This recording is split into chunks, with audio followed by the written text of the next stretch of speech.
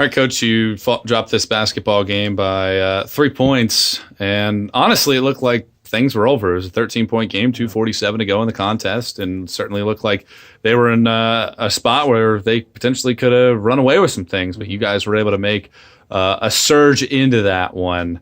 In this game, though, you can't shoot it from the outside. You miss a bunch of free throws for a team that was the best free throw shooting team in the country this year.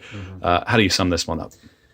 I mean, go back to the end of the game. I'm very proud. We were down 13 with a little over 2 minutes to go. And, the group that was on the floor really played hard, created some turnovers.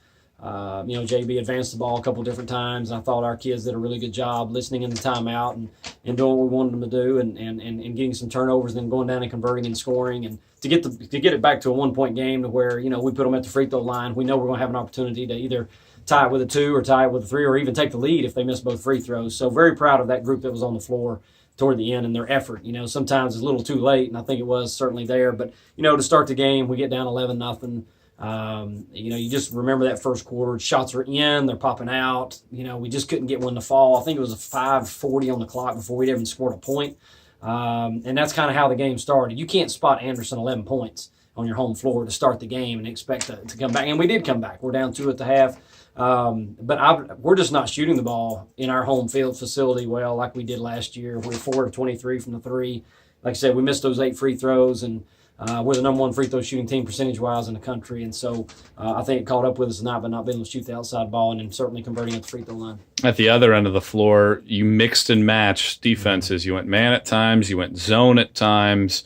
But they seem to have a lot of different answers, and Taylor Harris scored a career-high 21 points there in the post. What were they doing offensively that made it difficult for you? Well, I mean, they've got good players. They got, Taylor Harris come off the bench, goes for 21. Their starting 5 didn't play a whole lot and had 2 points, and then she comes off the bench and goes 21. But and she's a good player, a very athletic post player. But, I mean, they got all-conference players on their team, and they're a very good basketball team. And, we decided to get out of the press and stick and go zone a little bit. We thought we had them taking shots from the corner. You can't stay in a zone forever against a good team. They'll figure it out.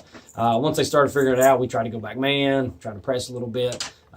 Just had a hard time getting them stopped. And, of course, we gave up second chance points as well and giving up offensive rebounds. But, some of the stuff we saw, especially when they overload, we had tried to prepare for it. But when you got good players, sometimes it's just hard to get stops, especially when they've got a little bit of a mismatch in there, especially with Bird and 10.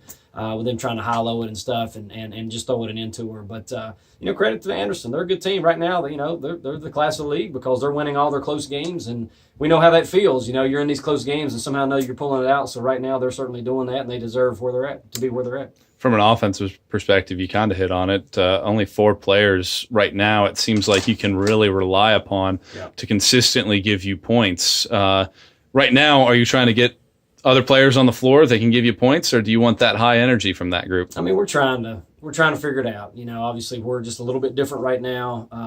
We're having to rely on those 4 guys in particular.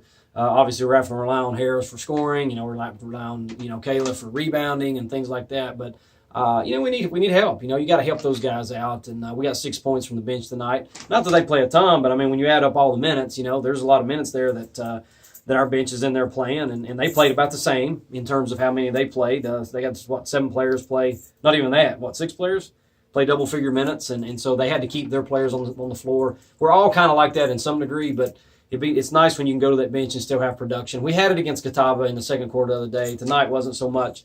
And going forward, we're just going to have to figure it out. We've got guards on the floor a lot.